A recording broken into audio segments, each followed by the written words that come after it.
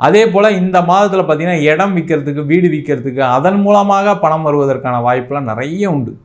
ஏன்னா ஒரு மனுஷனுக்கு தேவை என்ன அப்படின்னு சொன்னால், மேஷராசி அன்பர்களுக்கு இப்போது அவங்களுடைய கடன் பிரச்சனை தீரணும் முதல்ல.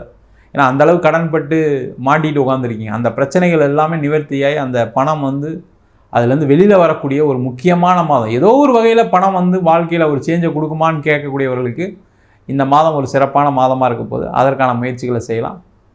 அதே போல் இந்த மாதம் பார்த்திங்கன்னா வெளிநாடு போய் படிக்கக்கூடிய மாணவர்களுக்கு, வெளியூரில் போய் படிக்கக்கூடிய மாணவர்களுக்கு, சில பேருக்கு மார்க்கெலாம் எடுத்திருப்பீங்க, ஆனால் வெயிட்டிங் லிஸ்ட்டில் இருக்கும்.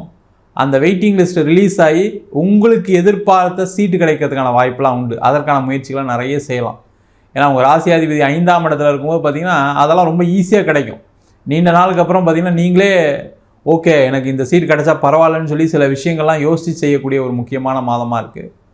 அதே போல் இந்த மேஷ ராசி என்பவர்களுக்கு வயதானவர்களுக்கு ஏதாவது ஒரு வகையில் ஏதாவது ஒரு பணம் வர்றதுக்கான ஒரு வாய்ப்பெலாம் உண்டு.